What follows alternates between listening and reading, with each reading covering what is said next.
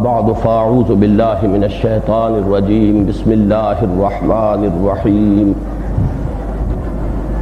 الرحمن علم القرآن خلق الانسان علمہ البیان الشمس والقمر بحسبان والنجم والشجر يسجدان والسماء رفعها ووضع الميزان ألا تطغوا في الميزان وأقيموا الوزن بالقسط ولا تخسروا الميزان والأرض وضعها للأنام فيها فاكهة والنخل ذات الأكمام والحب ذو العصف والريحان فبأي آلاء ربكما تكذبان خلق الإنسان من صلصال كالفخار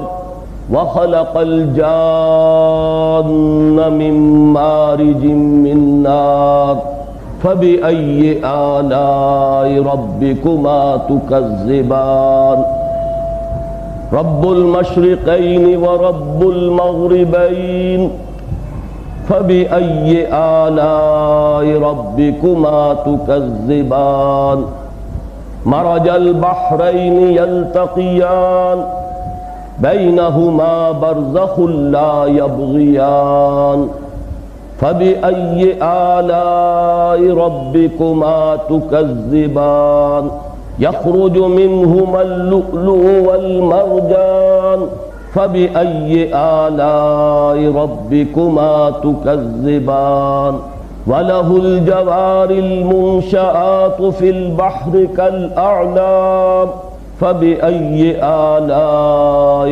ربكما تكذبان صدق الله العظيم رب اشرح لي صدري ويسر لي امري واحلل عقدة من لساني يفقهوا قولي اللهم ربنا الهمنا رشدنا واعذنا من شرور انفسنا اللهم ارنا الحق حقا وارزقنا اتباعه وارنا الباطل باطلا وارزقنا اجتنابه اللهم ارحمنا بالقرآن العظيم اللهم اجعله لنا اماما ونورا وهدى ورحمة اللهم ذكرنا منه ما نسينا وعلمنا منه ما جهلنا وارزقنا تلاوته آناء الليل وآناء النهار واجعله لنا حجة يا رب العالمين آمین۔ ہمارے یہ مسلسل درس کا یہ سلسلہ دوبارہ کافی طویل وقفے کے بعد شروع ہو رہا ہے۔ غالباً 3 ماہ سے زائد ہو گئے ہیں جب ہم نے سورہ قمر کا مطالعہ مکمل کیا تھا۔ اس وقفے کی وجہ سے مجھے پھر اس بات کی نشاندہی کے لیے کہ ہم اس وقت مصحف میں کس جگہ ہیں، قرآن مجید کی ترتیب جو ہے مصحف میں اس کے اعتبار سے ہم کس مقام پر ہیں، اس کے لیے پھر چند بنیادی باتوں کا اعادہ کرنا ہوگا۔ اور جو حضرات بھی آج پہلی مرتبہ اس درس میں شرکت فرما رہے ہیں ان کے لیے یقیناً وہ ایک نئی بات ہوگی اور انشاءاللہ وہ اسے بہت مفید پائیں گے۔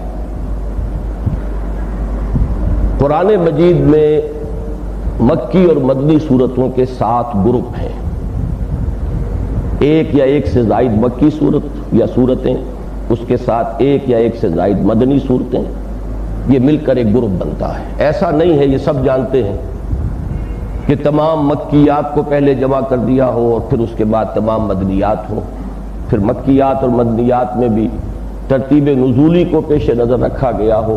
بالبداہت ایسا نہیں ہے، ہر شخص جانتا ہے کہ ایسا نہیں، بلکہ ہر شخص قرآن کا پڑھنے والا جانتا ہے کہ کچھ مکی صورتیں، پھر مدنی صورتیں، پھر مکی صورتیں، پھر مدنی صورتیں، یہ قرآن مجید کی ترتیب ہے مصحف کی۔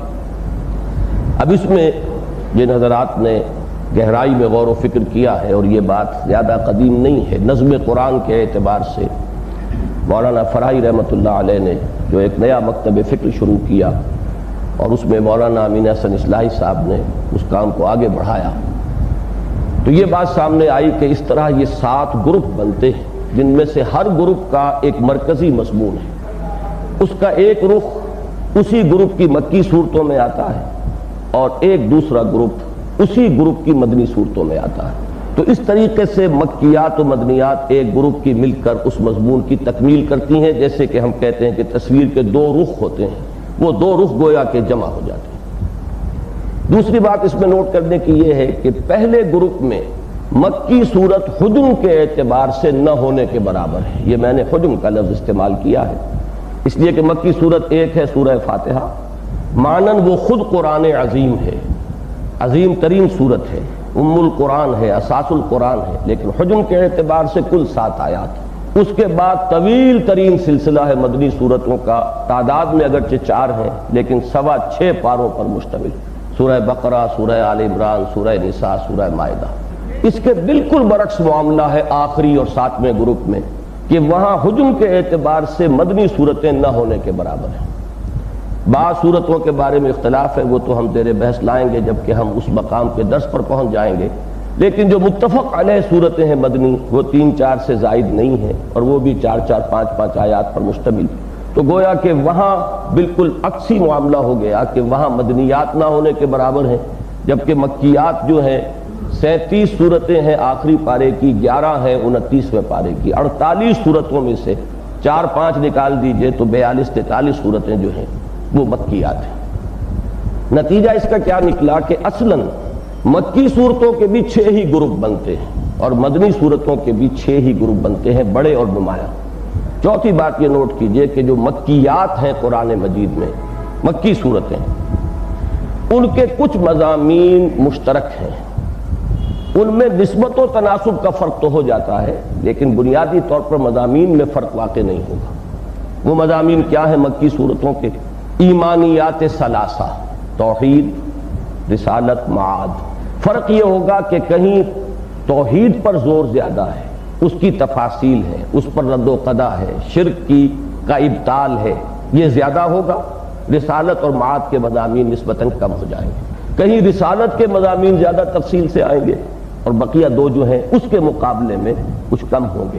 کہیں آخرت کا مضمون سب سے زیادہ نمایاں ہوگا، انذار و تبشیر، اور دوسرے مضامین قدرے کم نظر آئیں گے۔ تو نسبت و تناسب میں تو تغیر و تبدل ہوگا، بنیادی طور پر ایمانیات ثلاثہ، توحید، معاد اور رسالت، یہ تمام مکی صورتوں کے مشترک مضامین۔ چوتھی چیز ہے جو بنیادی انسانی اخلاقیات ہیں، سچائی ہے، وعدہ پورا کرنا ہے، غریبوں پر رحم کرنا ہے، مظلوموں پر رحم کرنا ہے، غریبوں کی مدد ہے، بھوکوں کو کھانا کھلانا ہے، یہ بنیادی انسانی اخلاقیات ہیں۔ یہ گویا کہ مشترک اثاثہ ہے پوری نوع انسانی کا، اور اسی وجہ سے بعض لوگوں کو وحدتی ادیان کا مغالطہ لگا ہے کہ انہوں نے کہا یہ تمام بنیادی تعلیمات تو مشترک ہیں، نوع انسانی کی ایک مشترک میراث ہے، لہذا مذہبوں کا جو فرق ہے ادیان کا وہ بالکل سطحی سا ہے۔ وہ بات غلط ہے بالبداہت، وہ فلسفے کے اعتبار سے بہت گمراہ کن فلسفہ ہے، لیکن اس میں کوئی شک نہیں کہ بنیادی انسانی اخلاقیات جو ہیں وہ یقیناً قدر مشترک ہے نوع انسانی کی اور مشترک اثاثہ ہے۔ تو چوتھا مضمون جو ہے مکی صورتوں میں وہ آپ کو یہ ملے گا۔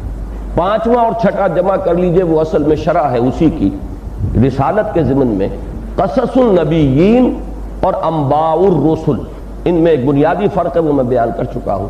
انبیاء کرام کا جہاں تذکرہ ہوتا ہے وہاں ان کی ذاتی سیرت و کردار کے محاسن کو زیادہ بیان کیا جاتا ہے، ان کے کردار کی عظمت، ان کے اوصاف حمیدہ، ان کی صداقت، ان کے اندر امانت کا وصف، ان کی سچائی، ان کی راست بازی، یہ چیزیں زیادہ نمایاں ہوں گی، ان کا صبر، ان کا ثبات، ان کی استقامت۔ اور انباء الرسل کا جہاں ذکر آتا ہے اس میں رسولوں کا معاملہ کہ جن قوموں کی طرف وہ بھیجے گئے انہوں نے اگر ان کی دعوت کو رد کیا تو پھر وہ قومیں ہلاک کر دی گئی، استیصال کا عذاب ان پر آیا، جڑ سے بے خبن سے ان کو اکھاڑ دیا گیا، فقطع دابر القوم الذین ظلموا، ان کی جڑ کاٹ ڈالی گئی، وہ ایسے ہو گئے کاللم یغنوا فیہا کہ جیسے آباد ہی نہیں تھے، کبھی ان بستیوں میں تھے ہی نہیں، لا یرا الا مساکنہم، کہ اب ان کے کھنڈر نظر آ رہے ہیں کہ یہاں کبھی کوئی قوم آباد تھی، کوئی تہذیب تھی، یہاں کوئی سطوت و دبدبہ تھا کسی قوم کا، اب کوئی چیز باقی نہیں رہی۔ یہ انباء الرسل ہے، وہ قصص النبیین ہے۔ یہ بھی 2 مضامین ہے کہ جو مکی صورتوں میں آپ کو مشترک ملیں گے۔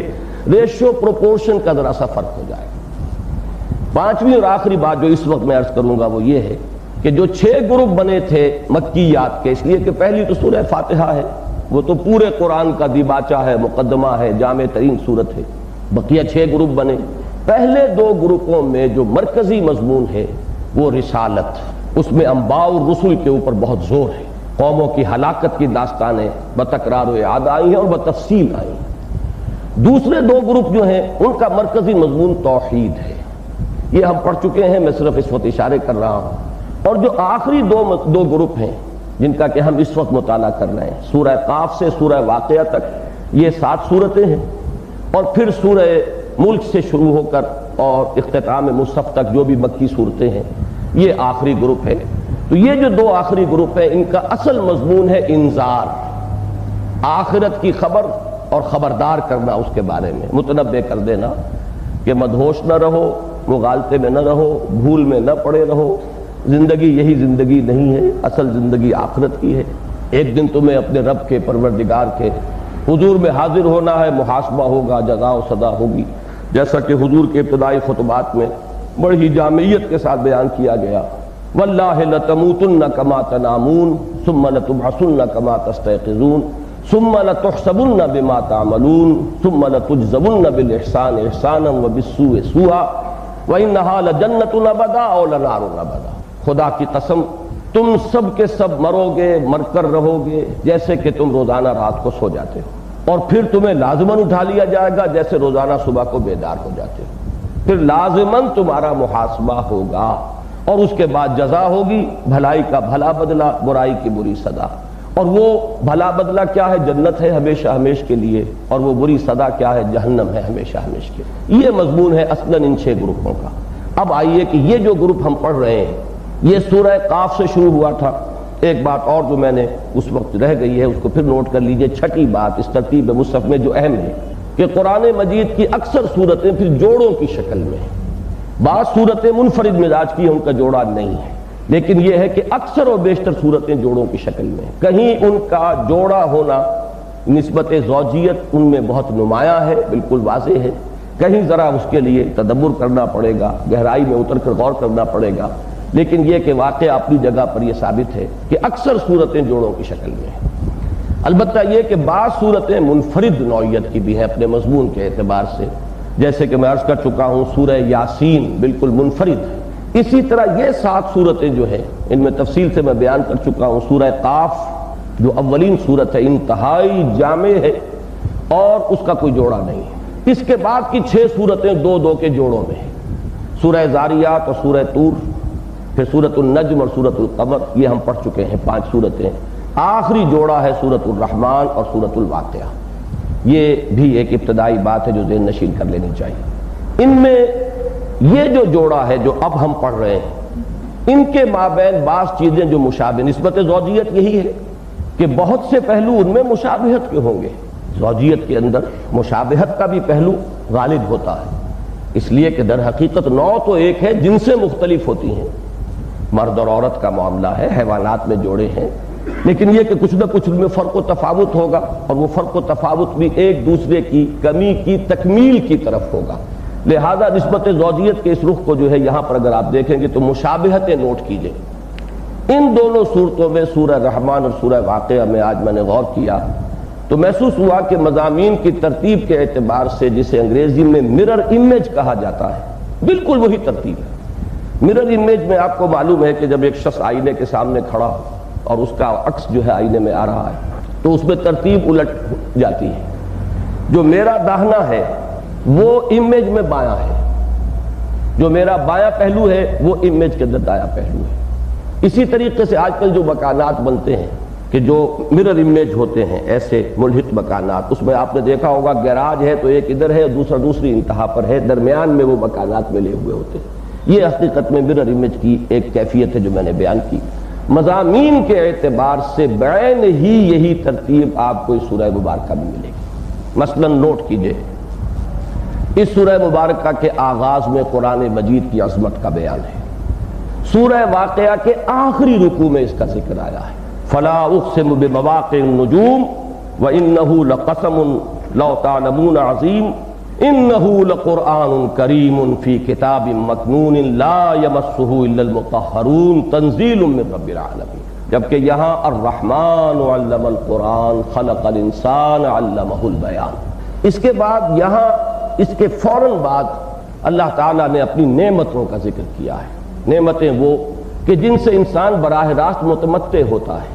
زمین کے اندر اس نے انسان کی پرورش کا سامان رکھ دیا ہے، اس میں پھل ہیں، اس میں میوے ہیں، اس میں کھجور کے درخت ہیں، اس میں غلاف والے وہ پھل ہیں کہ جو غلافوں میں بند ہوتے ہیں، پھر اس میں وہ بھی ہیں کہ جو زمین کے اوپر چلنے، زمین ہی کے اوپر رہنے والے پودے ہیں، اور کچھ وہ بھی ہیں کہ جو اوپر بلندی تک اٹھتے ہیں۔ اس میں بھس والے اناج بھی ہیں، اس میں ہر طرح کا انسان کے لیے ساز و سامان رکھ دیا گیا ہے۔ اس نے دریا چلائے ہیں، انہی میں سے موتی اور مختلف تمہاری تزئین اور آرائش کا سامان نکل رہا ہے۔ نباتات میں جہاں غلہ ہے وہاں پھل بھی ہیں، مزید یہ کہ پھولوں کے لیے رعنائی اور اس میں ایک خوبصورتی اور حسن جو اللہ نے عطا فرمایا ہے، جس میں خوشبو ہے، رائحہ ہے۔ یہ تمام چیزیں جو ہیں آپ دیکھیں گے اس ترتیب میں کہ سورہ واقعہ کے دوسرے رکوع کے آخر میں یہی چیزیں آئی ہیں۔ اسلوب بدلا ہوا ملے گا، یہاں بیانیہ انداز ہے، اللہ نے یہ کیا، اللہ نے یہ کیا، اللہ نے یہ کیا، والارض وضعها للانام، اللہ نے یہ کیا، اس میں یہ کچھ پیدا کیا، مرج البحرین یلتقیان، اللہ نے یہ کیا۔ وہاں سوالیہ انداز ہے، تم نے دیکھا پانی کو جو تم پیتے ہو، کیا تم اسے اتارتے ہو بادلوں سے یا ہم اتارتے ہیں؟ تم نے دیکھا یہ نباتات جو پیدا ہو رہی ہیں، ما تحرسون، یہ جو تم کاشت کرتے ہو، اس کے کاشت کرنے والے ہم ہیں کہ تم ہو؟ پالتا ہے بیج کو مٹی کی تاریکی میں کون؟ علامہ اقبال کی مشہور جو نظم ہے وہ در حقیقت اس کا اسلوب یہیں سے ماخوذ ہے۔ انتم تزرعونھا ام نحن الزارعون، تم اسے پروان چڑھاتے ہو اور پالتے ہو یا ہم اس کے پروان چڑھانے والے ہیں، اس کو کاشت کرنے والے ہم ہیں۔ تم دیکھتے ہو وہ پانی جو تم پیتے ہو، تم نے اتارا یا ہم نے اتارا؟ پھر یہ درخت، یہ آگ جو تم حاصل کرتے ہو، اس کا درخت ہم نے اگایا کہ تم نے اگایا؟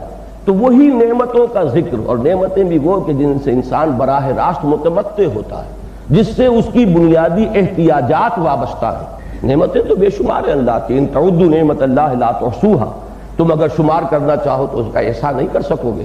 لیکن وہ نعمتیں کہ جن براہ راست استفادے والی نعمتیں ہیں، سورہ رحمان کے شروع میں اور سورہ واقعہ کے پھر اختتام پر، یعنی جو ترتیب یہاں سے چل رہی ہے شروع سے آخر کی طرف، وہ ترتیب وہاں پر آخر سے ابتدا کی طرف چل رہی ہے۔ اس کے بعد دیکھیے اس سورہ مبارکہ میں، سورہ رحمان میں پھر اہل جہنم کا ذکر آتا ہے دوسرے رکوع میں۔ مختصر ہے، وہ میں بعد میں عرض کروں گا، اختصار کے ساتھ ہے لیکن ہے ان لوگوں کے لیے بین حمیم آن، بینہ و بین حمیم آن، اور وہ جہنم کا تذکرہ، اور یعرف المجرمون بسیماہم، یہ تمام نقشہ۔ اسی طریقے سے اصحاب الشمال کی ترتیب جو ہے وہاں پر وہ آپ کو جب آخر سے پیچھے کی طرف آئیں گے تو پہلے اصحاب الشمال آپ کو ملے گا، یہاں ادھر سے پہلے ہے، وہاں آخر سے پہلے۔ اس کے بعد اس سورہ مبارکہ کے آخر میں جنتان اور پھر جنتان، دو دو جنتوں کے دو جوڑوں کا ذکر ہے۔ یہ اللہ تعالیٰ کی نعمتیں ہیں۔ وہاں پر بھی دو حصوں کے اندر، ایک وہ ہے کہ جو مقربون ہیں، اولئک المقربون فالسابقون السابقون اولئک المقربون، اور اصحاب الیمین ان کا ذکر ہوا ہے۔ وہاں ابتدا میں وہ تھا، یہاں جو ہے انتہا اس سورہ مبارکہ کے اس پر ہو رہی ہے۔ اس ترتیب سے دیکھیں گے تو ایگزیکٹ امیج بنے گا، مرر امیج بنے گا، جو یہاں ابتدا میں ہے وہاں انتہا پر ہے، جو یہاں نمبر 2 پر ہے وہ وہاں لاسٹ بٹ 1 ہے۔ اسی طریقے سے آخر میں آ کر جڑ جاتے ہیں کہ سورہ رحمان کا تیسرا رکوع مشتمل ہے کس چیز پر؟ اللہ کی جنت کے اندر جو نعمتیں ہیں ان کی تفصیلات پر۔ اسی طرح سورہ واقعہ کا پہلا رکوع مشتمل ہے جو مقربون ہیں ان کو جو نعمتیں ملنے والی ہیں ان کی تشریح پر اور تفصیل پر، اور اصحاب الیمین کے لیے اللہ نے جن نعمتوں کا سامان کیا ہے ان کی شرح و بست پر۔ تو یہ مرر امیج بن جاتا ہے۔ ایک بات ان میں اور قدر مشترک کے طور پر نوٹ کیجئے ان دونوں صورتوں کے مابین، اگرچہ یہ انذار کے گروپ میں ہیں، یہ دونوں گروپ میں نے عرض کیا ہے کہ یہ ان کا مرکزی مضمون انذار ہے، ان دونوں صورتوں میں انذار پر تبشیر کا رنگ غالب ہے۔ یہ مختلف مواقع پر میں آپ کو بتاتا چلا آ رہا ہوں، جو حضرات تسلسل سے میرے اس درس میں شریک رہے ہیں، کہ ہر گروپ میں اس گروپ کے عام مضمون اور عمود کے ساتھ ساتھ ایک جامعیت پیدا کرنے کے لیے دوسرا رنگ بھی کہیں نہ کہیں لا کر شامل کر دیا جاتا ہے، تاکہ بالکل یک رخ انداز نہ بن جائے۔ وہاں بھی لوکل مونوٹنی نہ ہو جائے کہ اس جگہ پر جو ہے وہ بہت ہی یکسانیت اور یک رنگی ہو، بلکہ ایک بالقلمونی کا انداز ہو، رنگا رنگی ہو، جس میں کہ انسان کو فطری طور پر دلچسپی جو ہے ہوتی ہے اور اس کی دلچسپی برقرار رہتی ہے۔ ان دو صورتوں میں آپ دیکھیں گے کہ انذار پر تبشیر کا رنگ غالب ہے، اس لیے کہ جنت کی نعمتوں کا جس تفصیل سے یہاں ذکر ہے، سورہ رحمان کا آخری رکوع سب سے بڑا ہے، اور اس میں جس تفصیل سے اور جس شرح و بسط کے ساتھ ان جنتوں کی نعمتوں کا ذکر ہے، میں اگر غلطی نہیں کر رہا تو شاید قرآن مجید میں کوئی اور مقام اس کا ہم پلہ اس اعتبار سے نہیں، اگر کوئی قریب آتا تو پھر سورہ واقعہ ہی کا وہ پہلا حصہ ہے جس میں پھر ان نعمتوں کا تفصیل کے ساتھ ذکر ہے، جبکہ اصحاب جہنم کا ذکر یہاں پر بہت اختصار کے ساتھ دوسرے رکوع کے اختتام پر آتا ہے۔ اسی طرح اصحاب الشمال جو ہیں سورہ واقعہ میں، ان کا ذکر بھی بڑے اختصار کے ساتھ مختصر الفاظ میں آیا ہے، تو ایک دونوں کے درمیان قدر مشترک جو ہے وہ یہ۔ اسی کو میں جو اور اصطلاحات آپ کو بتاتا رہا ہوں جو شاہ ولی اللہ دہلوی رحمۃ اللہ علیہ نے اختیار کی ہیں الفوز الکبیر میں، التذکیر بآلاء اللہ اور التذکیر بایام اللہ۔ تذکیر بایام اللہ یعنی اللہ کے ان عظیم دنوں کے حوالے سے نصیحت اور یاد دہانی جن میں قوموں کی ہلاکت کے واقعات رونما ہوئے، پوری پوری قوموں کو ختم کر دیا گیا۔ ذکرہم بایام اللہ، وہ اللہ کے خاص دن تھے جس میں اتنا بڑا فیصلہ اللہ کا جو ہے نافذ ہوا کہ پوری پوری قومیں جو ہے نسیہ منسیہ کر دی گئی۔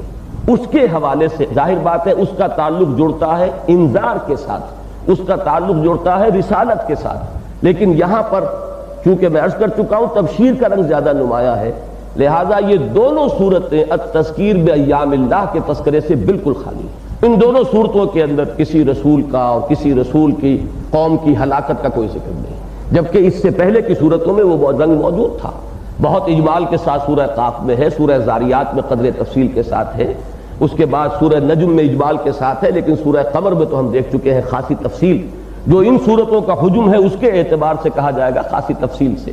زیادہ تفصیلات تو سورہ اعراف میں آئی ہیں، سورہ شعراء میں آئی ہیں، لیکن یہ کہ یہ تین تین رکوعوں کی صورتیں ہیں، ان میں جس قدر تفصیل ممکن تھی سورہ قمر میں وہ مضامین آئے، تو آپ یوں کہہ سکتے ہیں کہ ان دو صورتوں کے اندر کل کا کل التذکیر بآلاء اللہ ہے، اللہ کی نعمتوں، اگرچہ اس لفظ کی مزید وضاحت میں ابھی کروں گا کہ آلاء کا مفہوم صرف نعمتیں نہیں ہیں، اللہ کی قدرت کی نشانیاں بھی اس کے آلاء میں ہیں، جو آیات آفاقیہ اور آفات انفسیہ ہیں وہ، اور اللہ کی وہ نعمتیں، اور نعمتیں بھی اس کے بھی کئی درجات ہیں۔ ایک نعمتیں بالکل حسی نعمتیں ہیں جن کا احساس ہر شخص کو ہوتا ہے، پانی پیتا ہے ہر شخص کو احساس ہوتا ہے، پیاس تھی تسکین ہو گئی ہر شخص کو احساس ہے، بھوک لگی ہوئی تھی کھانا کھاتا ہے، اس نعمت کا احساس ہر شخص کو ہو جاتا ہے، تھکا ہوا تھا آرام کرتا ہے، کوئی جگہ مل جاتی استراحت کی، اس نعمت کا ہر ایک کو احساس۔ بعض نعمتیں معنوی ہیں، ان کا ادراک اور شعور جو ہے ہر کہو محکو نہیں ہوتا، اس کے لیے ذرا انسان کے حس کا بیدار ہونا ضروری ہے۔ اسی طریقے سے اور نہایت لطیف نعمتیں ہیں اللہ کی جن کا احساس و شعور کرنے کے لیے اس حس کا بہت تیز ہونا ضروری ہے، لیکن یہ کہ بہرحال نعمتوں کے بھی درجات ہیں، اور پھر اللہ تعالیٰ کی ایک ہی چیز اصل میں ہوتی ہے کہ جو ایک پہلو سے اس کی قدرت کی نشانی ہے، ایک پہلو سے اس کی ربوبیت کی نشانی ہے۔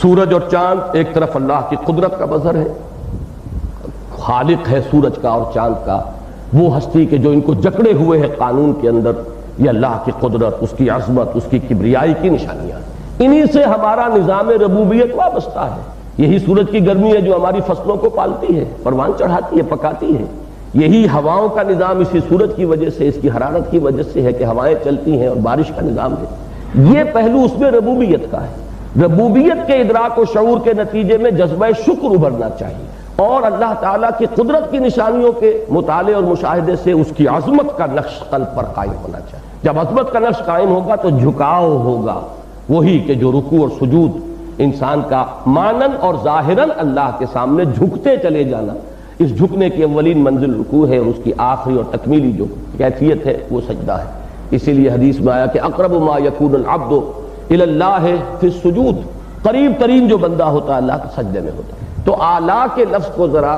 اس وسعت کے ساتھ ذہن میں رکھیے کہ اس میں نعمتوں کا پہلو بھی ہے، کہیں اللہ کی قدرت کی نشانی کا اظہار ہے، کہیں پر اللہ تعالیٰ کی کسی خاص شان کو بیان کیا جا رہا ہے، لیکن یہ ہے کہ ہے تذکیر بآلاء اللہ۔ سورہ رحمان میں یہ بہت زیادہ نمایاں ہے، اس میں تو بار بار 31 مرتبہ دہرا کر وہ آیت آ رہی ہے کہ فَبِأَيِّ آلَاءِ رَبِّكُمَا تُكَذِّبَانِ. اس پہلو سے اگرچہ تذکیر بے آلاء اللہ کے اعتبار سے طویل ترین سورت قرآن مجید کی سورۃ النحل ہے، جس میں مختلف اعتبارات سے نعمتیں ظاہری باطنی مختلف پہلوؤں سے ایک ایک کو لیا گیا ہے، میرے نزدیک اس کے اعتبار سے نقطہ عروج جو ہے اس کی شرح و بسط کے پہلو سے وہ سورۃ النحل ہے، لیکن سورہ رحمان اس کا نقطہ عروج قرار پاتی ہے اس پہلو سے کہ ایک کمپیکٹ انداز میں صرف 3 رکوعوں والی صورت کے اندر ان آلاء اللہ کا جس طریقے سے ذکر ہوا اور اس پر جس طرح بار بار سوال کیا جا رہا ہے فَبِأَيِّ آلَاءِ رَبِّكُمَا تُكَذِّبَانِ، تو اس شان میں قرآن مجید کی کوئی دوسری صورت جو ہے وہ سورہ رحمان کے ساتھ شریک نہیں ہے۔ اب ذرا اس کا ایک خاص ربط و تعلق سابق صورت کے ساتھ بھی نوٹ کر لیں۔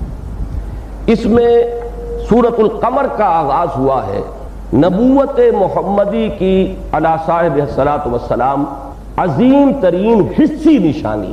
میں یہاں جان بوجھ کر لفظ معجزہ استعمال نہیں کر رہا، میں تشریح کر چکا ہوں پہلے سورہ قمر کے درس کے دوران کہ ٹیکنیکلی معجزے کا لفظ کا اطلاق ہونا چاہیے ان چیزوں پر جو مطالبے پر اور تحدی اور چیلنج کے ساتھ دکھائی جائے، لیکن جہاں ویسے ہی ایک اظہار ہو رہا ہے کسی نشانی کا، وہ جو خرق عادت ہے وہ اگر غیر نبی کے ذریعے سے ظاہر ہوتی ہے تو اسے کرامت کہتے ہیں، اور نبی کے ذریعے سے ظاہر ہو رہی ہو خرق عادت تو اس پر معجزے کا لفظ جو ہے اس کا اطلاق کر دیا جاتا ہے، لیکن یہ اطلاق مجازی ہوگا۔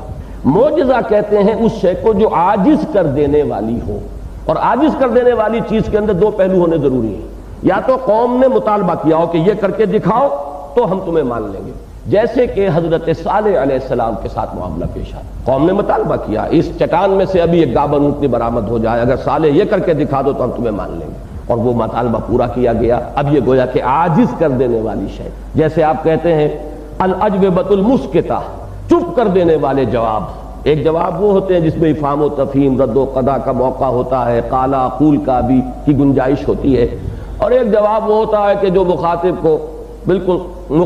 کو بالکل خاموش کر کے رکھتے، چپ کر کے رکھتے۔ تو معجزہ اصل میں وہ شے ہے کہ پھر ان کے پاس کوئی عذر نہ رہ جائے، اگر وہ اس کے بعد بھی نہیں مان رہے تو گویا کہ اب ثابت ہو گیا کہ ان میں سرے سے کوئی آمادگی نہیں ہے، قبول حق کی کوئی استعداد کی رمق موجود نہیں رہی ہے، لہذا اس طرح کے معجزے دکھانے کے بعد پھر قوم کی ہلاکت یقینی ہو جائے۔ یا معجزہ اس کو کہیں گے کہ جس میں نبی دعوے کے ساتھ کوئی چیز پیش کر رہا ہو۔ اس کی اہم ترین مثالیں جو ہیں وہ حضرت موسیٰ علیہ السلام کا کے جو معجزات ہیں کہ جب پہلی مرتبہ دربار میں آپ آئے ہیں اور جب معلوم ہوا کہ فرعون انکار پر تل گیا ہے تو انہوں نے صاف کہا میں تمہیں ایک ایسی خواہ میں تمہیں کھلی نشانیاں دکھا دوں، انہوں نے کہا دکھاؤ اگر تم دکھانے والے۔ پھر باقاعدہ مقابلہ ہوا، اس میں تحدی تھی، اس پہ چیلنج تھا، باقاعدہ جادوگروں کے ساتھ مقابلہ ہو رہا ہے، اور اس میں وہ جادوگر جو ہیں وہ عاجز آ گئے۔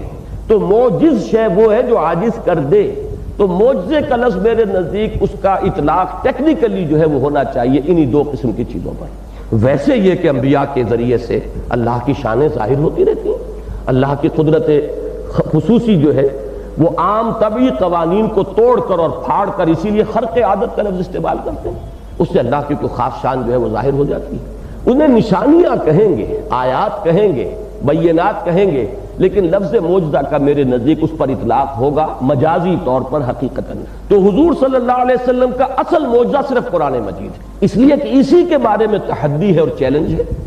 سورہ بنی اسرائیل میں چیلنج دیا گیا قُلْ لَئِنِ اجْتَمَعَتِ الْإِنسُ وَالْجِنُّ عَلَىٰ أَن يَأْتُوا بِمِثْلِ هَٰذَا الْقُرْآنِ لَا يَأْتُونَ بِمِثْلِهِ وَلَوْ كَانَ بَعْضُهُمْ لِبَعْضٍ ظَهِيرًا۔ نبی کہہ دیجئے تھرو این اوپن چیلنج کہ اگر تمام انسان اور تمام جن مل کر وہ اس قرآن جیسی تصنیف لانا چاہیں تو نہیں لا سکیں گے، چاہے وہ ایک دوسرے کے مددگار بن جائیں، کتنی ہی اپنی قوتوں کو اپنی صلاحیتوں کو پول کر لیں، جمع کر لیں، نہیں کر سکیں۔ اور اس میں پھر یہ کہ برسبیل تنزل کہاں تک بات پہنچا دی گئی۔ سورہ ہود میں فرمایا گیا اچھا 10 صورتیں ہی لے آؤ اس قرآن جیسی، اچھا یہ بھی نہیں کر سکے تو ایک صورت ہی لے آؤ۔ یہ سورہ یونس کے اندر یہ گویا کہ برسبیل تنزل یہاں تک بات آ گئی ہے، مکی صورتوں میں ایک صورت ہی لے آؤ اس قرآن جیسے۔ اسی کو پھر دہرایا گیا ہے مدنی صورتوں میں سے سورہ بقرہ میں، اس کے بالکل آغاز میں 3رے رکوع میں وَإِن كُنتُمْ فِي رَيْبٍ مِّمَّا نَزَّلْنَا عَلَىٰ عَبْدِنَا فَأْتُوا بِسُورَةٍ مِّن مِّثْلِهِ وَادْعُوا شُهَدَاءَكُم مِّن دُونِ اللَّهِ إِن كُنتُمْ صَادِقِينَ فَإِن لَّمْ تَفْعَلُوا وَلَن تَفْعَلُوا۔ اس میں اصل زور جو ہے یہ وَلَن تَفْعَلُوا پر ہے۔ پھر اگر یہ تم اگر نہ کر پاؤ اور ہرگز نہیں کر سکو گے، یہ جو چیلنج ہے اور تحدی ہے، یہ اس کا انداز جو ہے اس کو نوٹ کریں تو معلوم یہ ہوا کہ حضور کا اصل معجزہ قرآن ہے۔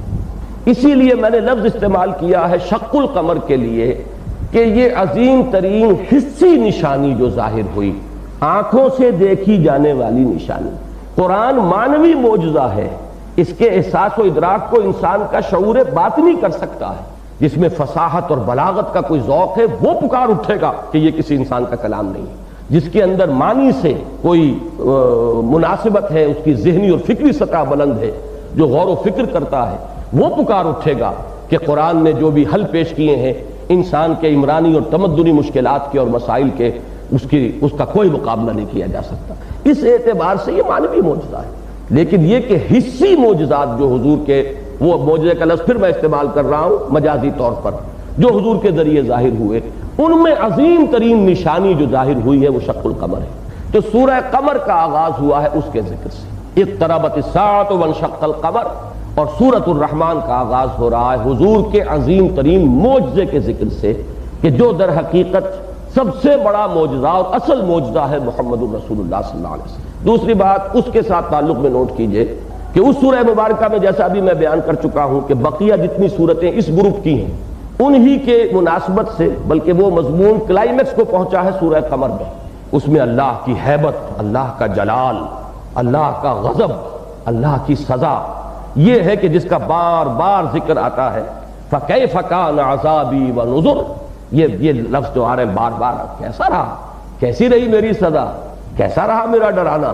اب یہ انداز ہے وہاں، اس میں ایک پر جلال اور پر ہیبت حاکم حقیقی، شہنشاہ ارض و سما، اس کا جلال اور اس کی ہیبت جو ہے وہ زیادہ نمایاں ہو رہی ہے۔ سورہ رحمان میں اللہ کی ہستی کا جمالی رخ سامنے آ رہا ہے، اس میں اس کی رحمت، اس کی ربوبیت، اس کی شفقت، خلق خدا پر اس کی کا جو التفات ہے، اس نے اس دنیا میں کیسی کیسی نعمتوں سے نوازا ہے، اور آخرت میں اپنے نیکوکار بندوں کے لیے کیسی کیسی نعمتوں کا سامان فراہم کیا ہے۔ تو یہ رنگ کا ایک فرق ہے کہ وہاں ہیبت اور جلال کا رنگ، انذار کا رنگ، یہاں تبشیر کا رنگ، رحمت اور ربوبیت کا رنگ یہ زیادہ نمایاں ہے۔ تیسری بات جو ہے وہ اسی کی مناسبت سے نوٹ کر لیجئے کہ سورہ قمر کا آخری لفظ اور سورہ رحمان کا پہلا لفظ جو ہے وہ بھی اسی نسبت سے، وہاں وہ شان ہے ہیبت والی، وہ کیا ہے، عند ملیک مقتدر، یہ اللہ کی شان ہے، بادشاہ ہے، صاحب قدرت ہے، فعال لما یرید ہے، جو چاہے کر گزرنے والا ہے، اس کے فیصلوں کے آڑے آنے والا کوئی نہیں ہے۔ گویا کہ یہیں پر یہ چیز بھی مندرج ہے کہ من ذا الذی یشفع عندہ الا باذنہ، کون ہے جو اس کے ہاں اس کی اجازت کے بغیر شفاعت کے لیے زبان تک کھول سکے۔ اب یہ شان عند ملیک مقتدر، یہ ہے وہ رنگ ہیبت والا، جلال والا۔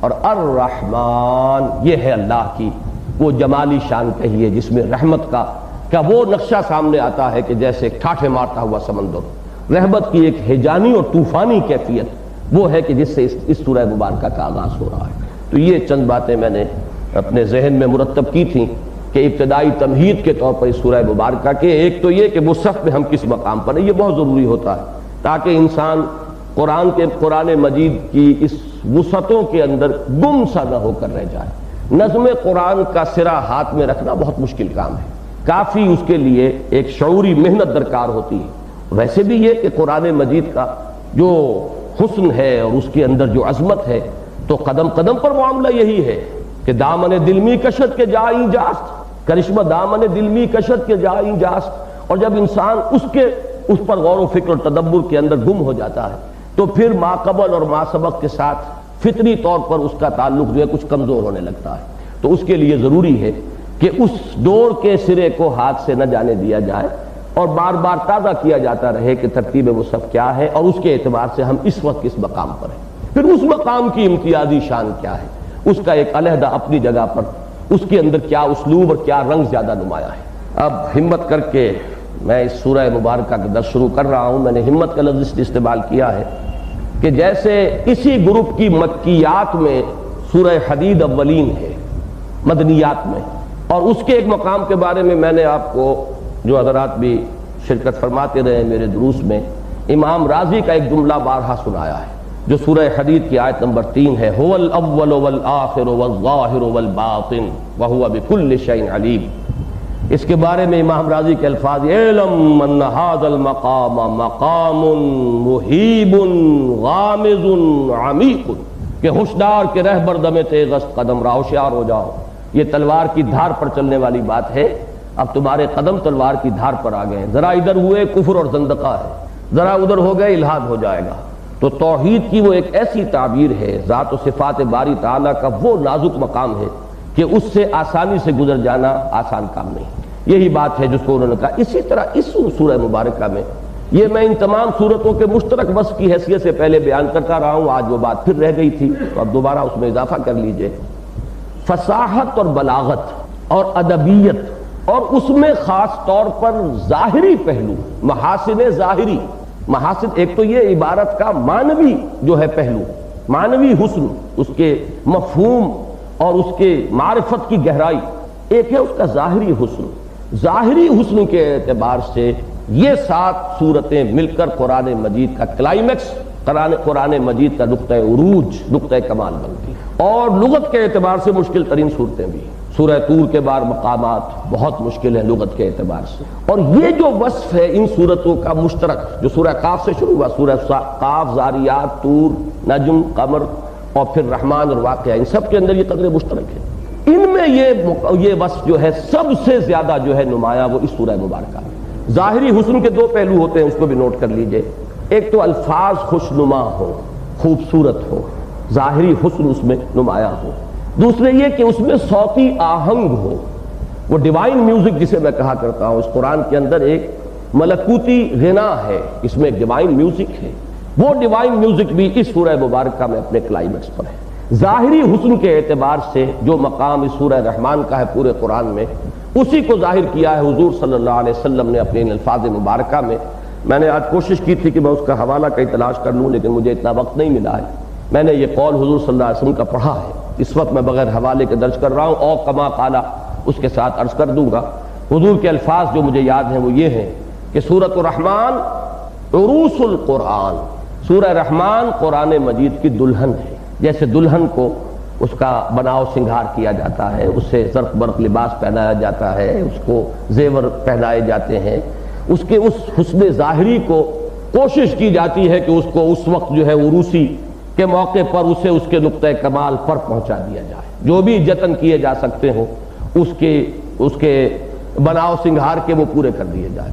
تو عروس القرآن کا لفظ حضور صلی اللہ علیہ وسلم سے مروی ہے، او کما قال صلی اللہ علیہ وسلم، اس سورہ مبارکہ کے بارے میں. اور اسی پہلو سے اس میں لغت کی مشکلات بھی بہت ہیں.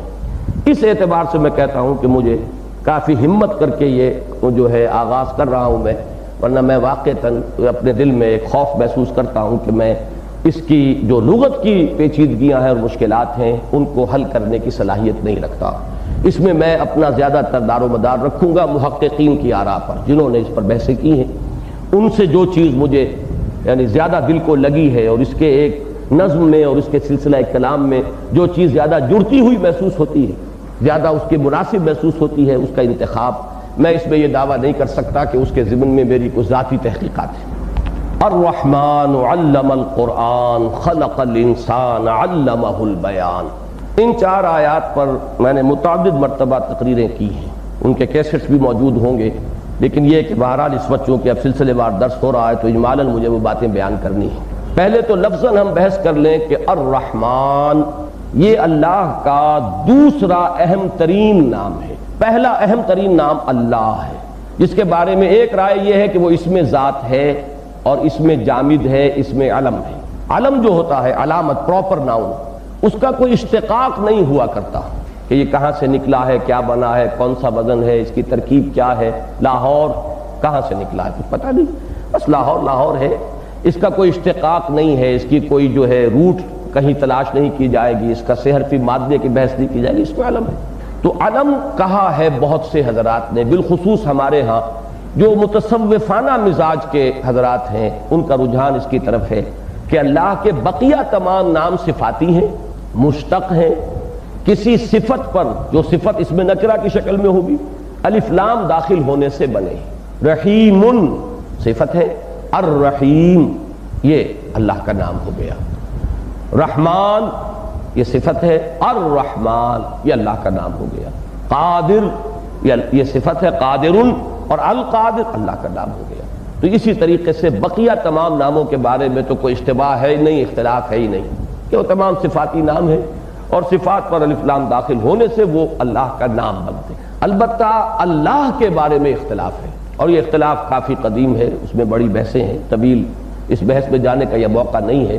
میری ذاتی رائے ان کے ساتھ ہے جو اہل نحو کہلاتے ہیں، اور ان کی رائے یہ کہ یہ لفظ بھی مشتق ہے، یہ بھی الہ پر الف لام داخل ہونے سے بنا ہے۔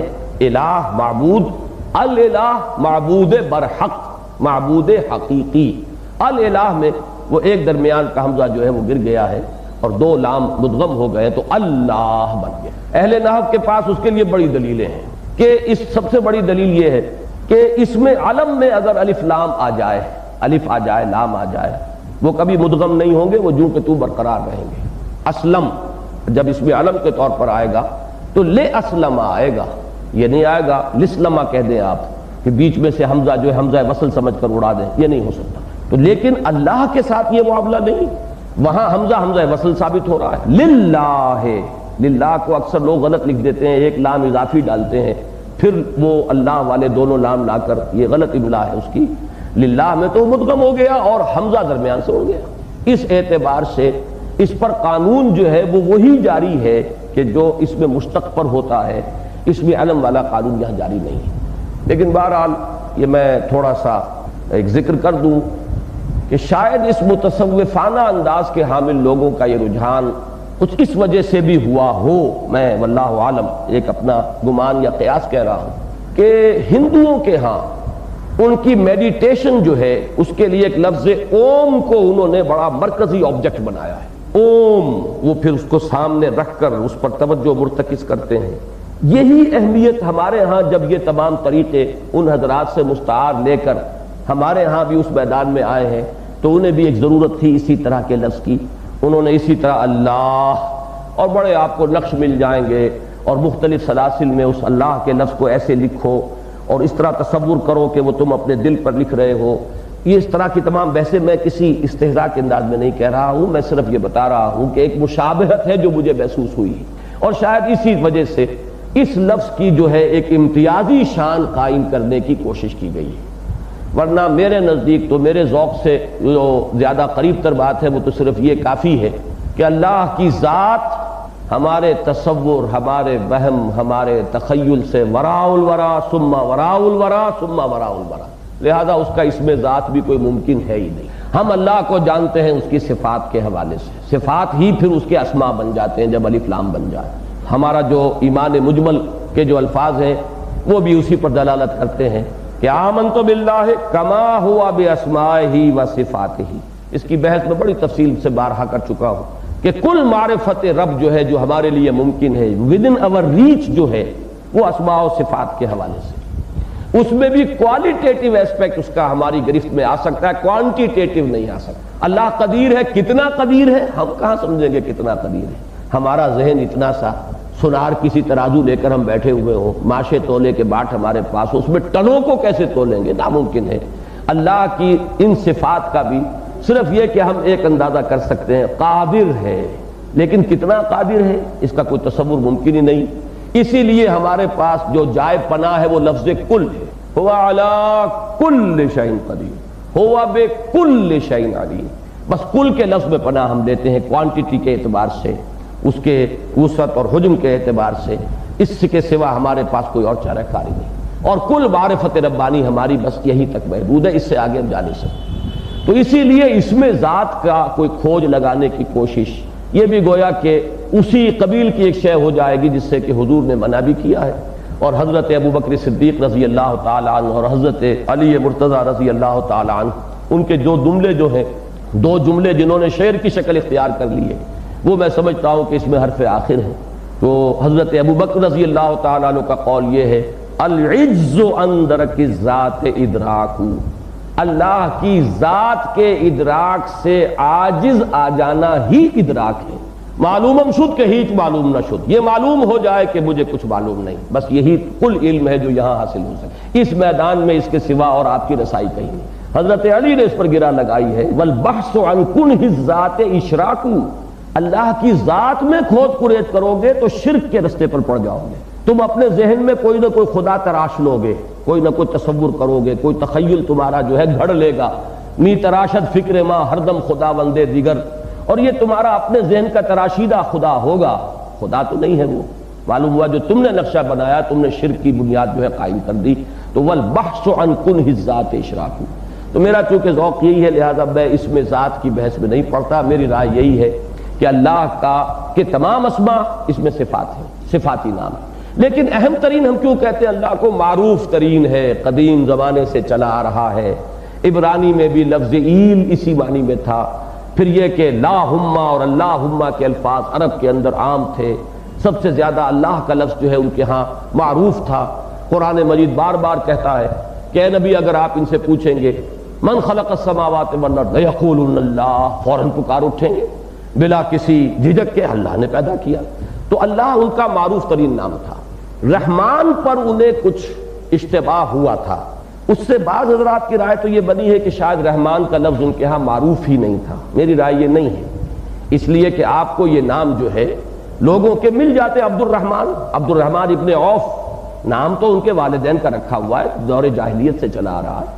حضرت ابو بکر کے بیٹے عبد الرحمن ابن ابی بکر جو کہ غزوہ بدر تک پہنچ گئے ہیں کفار کے ساتھ ہی، تو یقیناً رحمان کا لفظ عرب میں معروف تھا، لیکن ایسے محسوس ہوتا ہے کہ یا تو یہ ہے کہ وہ کچھ زیادہ ان کے ہاں جو لوگ مہذب تھے اور تعلیم یافتہ تھے، جن کی کچھ لیول آف کانشسنس بلندتر تھی، وہ اس نام سے واقف تھے اور اس نام کو پہچانتے تھے اور جانتے تھے، یا یہ ہو سکتا ہے کہ یہ کچھ گھرانوں اور قبیلوں کا مخصوص نام ہو، پورے عرب کے اندر اسے یونیورسل جو ہے مقبولیت حاصل نہ ہو، اسی لیے یہ سورہ فرقان میں آیا ہے کہ پوچھتے رحمان کون ہے اور کیوں ہم رحمان کو کیوں سجدہ کریں، اور سورہ بنی اسرائیل میں آیا ہے کہ قل ادعوا اللہ او ادعوا الرحمن ایما تدعوا فلہ الاسماء الحسنی، وہاں بھی معلوم ہوتا ہے کہ مد مقابل اگر کسی درجے میں اللہ کے نام کے ساتھ کوئی دوسرا نام آتا ہے تو وہ رحمان ہی ہے۔ اسی کا ہمیں ثبوت ملتا ہے کہ قرآن مجید میں بھی سورہ فاتحہ میں بھی اللہ کے لفظ کے ساتھ پھر فوراً متصل رحمان کا لفظ آیا ہے۔ بسم اللہ آیت جو ہے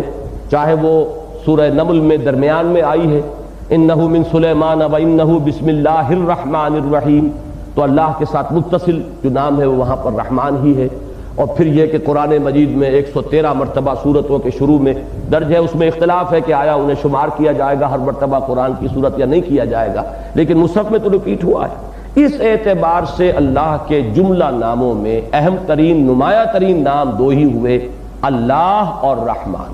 اس سورہ مبارکہ کا آغاز ہو رہا ہے الرحمن سے۔ اس میں ایک رائے تو یہ ہے کہ یہ خبر ہے، مبتدا یہاں پر محذوف ہے، هو الرحمن، اور دوسری رائے جو میرے نزدیک زیادہ قریب قیاس ہے، الرحمن یہ در حقیقت مبتدا سمجھیے اسے یا فاعل سمجھیے، علم القرآن، اس نے قرآن سکھایا۔ جملہ مکمل جو ہوگا ان دو آیتوں پر مشتمل ہوگا، الرحمن علم القرآن، رحمان مبتدا، علم القرآن اس کی خبر ہے۔ اب یہاں خاص طور پر جو چیز بیان کرنے کی ہے، سمجھنے کی ہے، وہ رحمان کا مفہوم ہے اور رحیم کے ساتھ اس کی کیا نسبت ہے۔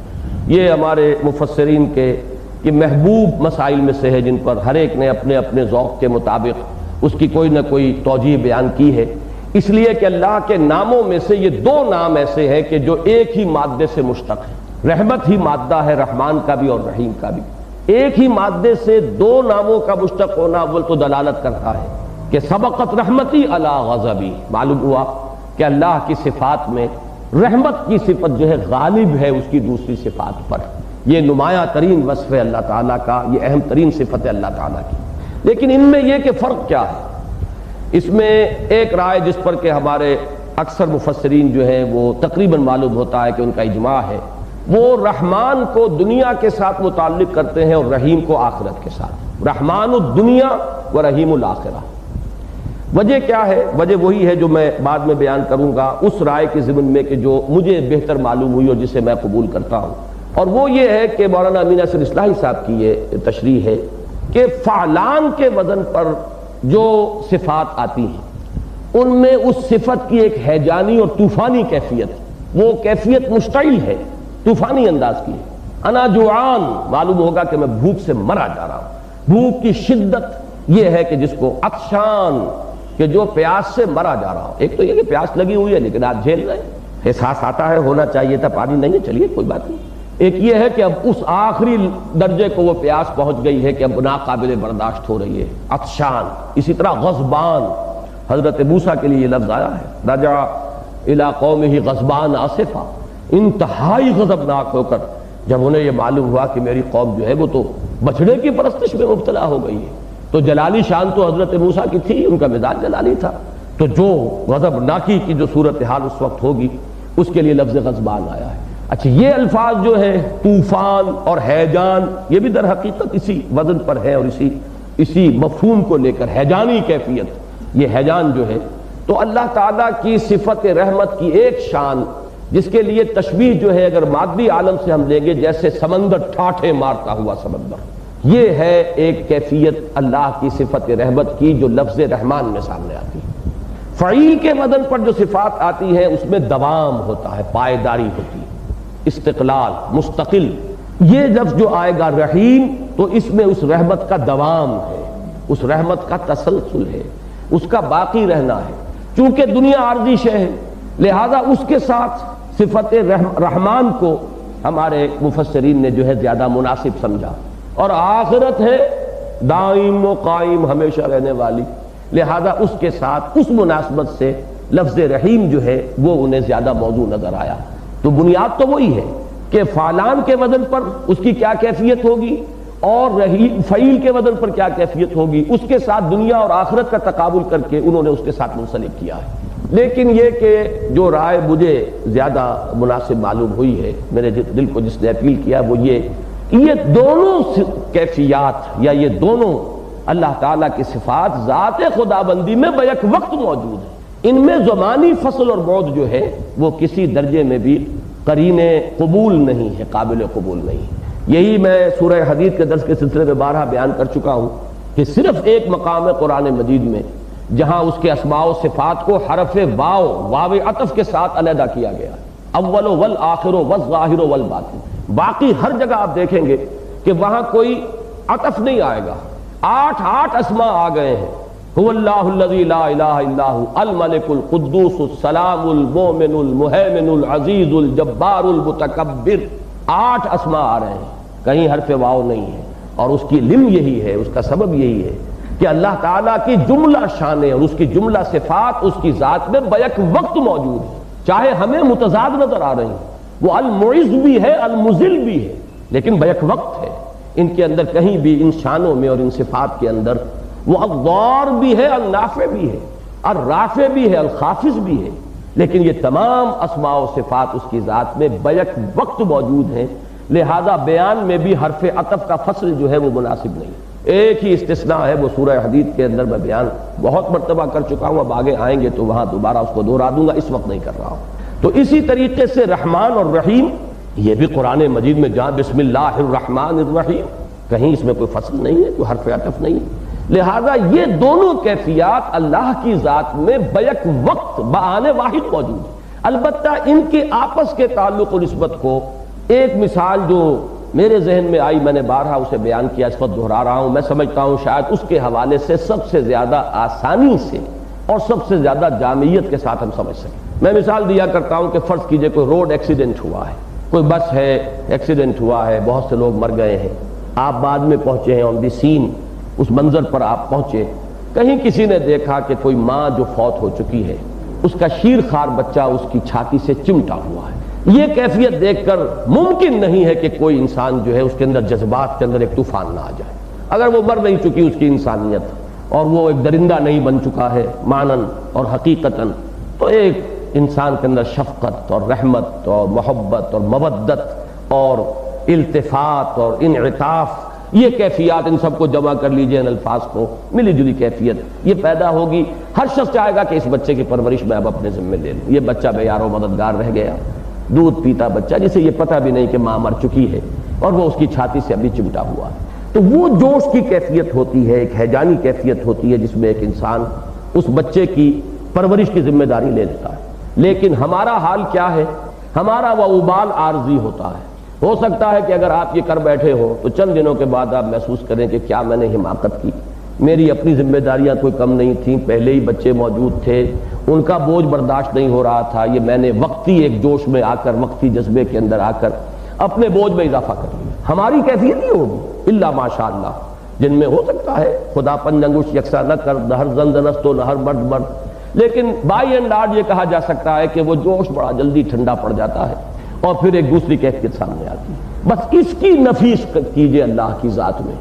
اللہ کی رحمت ہر وقت ہر آن اس ہیجانی اور طوفانی شان کی حامل بھی ہے، اور اس میں ہر وقت اور ہر آن وہ پائیداری اور دوام بھی ہے. یہ اس کی دونوں شانوں کو علیحدہ علیحدہ نمایاں کرنے کے لیے تو دو لفظ آ گئے ہیں، لیکن اس کی ذات میں یہ دونوں کیفیات برابر برابر سائیڈ بائی سائیڈ موجود ہیں.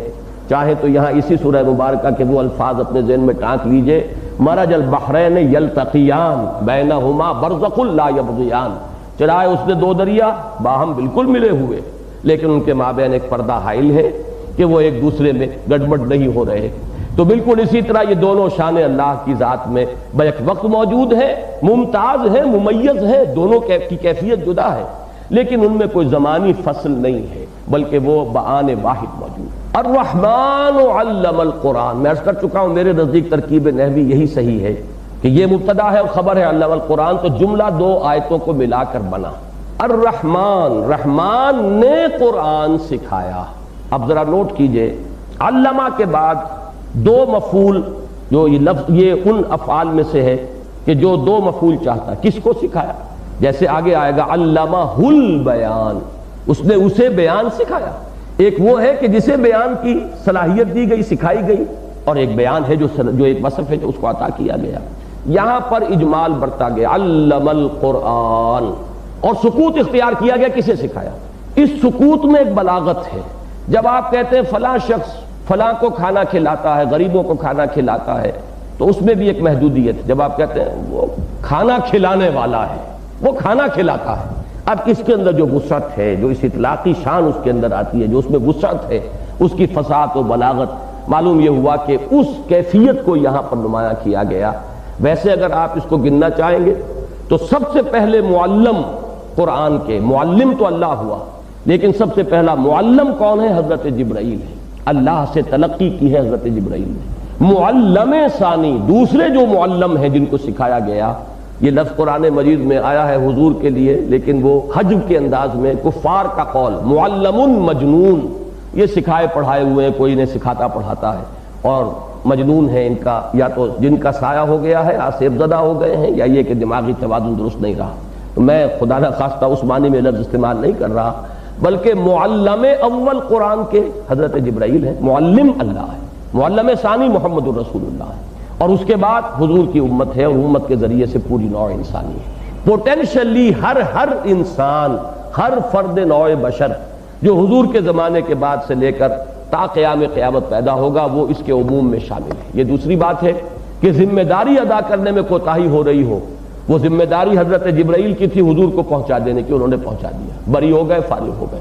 حضور کی ذمہ داری تھی پہنچانے کی اپنی امت کو، انہوں نے پہنچا دیا، اور گواہی لے لی حجۃ الوداع میں، الا هل بلغت، اور جواب لے لیا کہ انا نشهد انک قد بلغت وادیت ونصحت. حضور ہم گواہ ہیں، آپ نے پہنچا دیا، پہنچانے کا حق ادا کر دیا. اب یہی کام ہے ذمہ فلیبلغ الشاہد الغائب، جو اسی حجۃ الوداع میں اب پہنچائیں وہ جو یہاں ہیں ان کو جو یہاں نہیں ہے. یہ اب سلسلہ چل رہا ہے تا قیام قیامت. جو اس میں جتنی کوتاہی کرے گا اتنا ہی اللہ کے ہاں مجرم ہوگا، جو اس میں جتنی محنت کرے گا اتنا ہی اللہ کے ہاں سرخرو ہو جائے. تو معلم جو ہے وہ پوری نوع انسانی ہے. جیسے کہ سورہ شورى میں کہ لِتُنذِرَ أُمَّ الْقُرَىٰ وَمَنْ حَوْلَهَا، اس میں جیسا کہ میں نے عرض کیا تھا کہ من حولہا میں یہ دائرے کھنچتے چلے جائیں گے. ایک وہ امیجیٹ اس کا ماحول بھی تھا، آس پاس کی کے علاقے جن میں کہ بدو کوئی موجود ہوں، پھر اس سے آگے بڑھا، پھر پورا عرب اس کا ماحول ہے، پھر پوری دنیا ماحول ہے.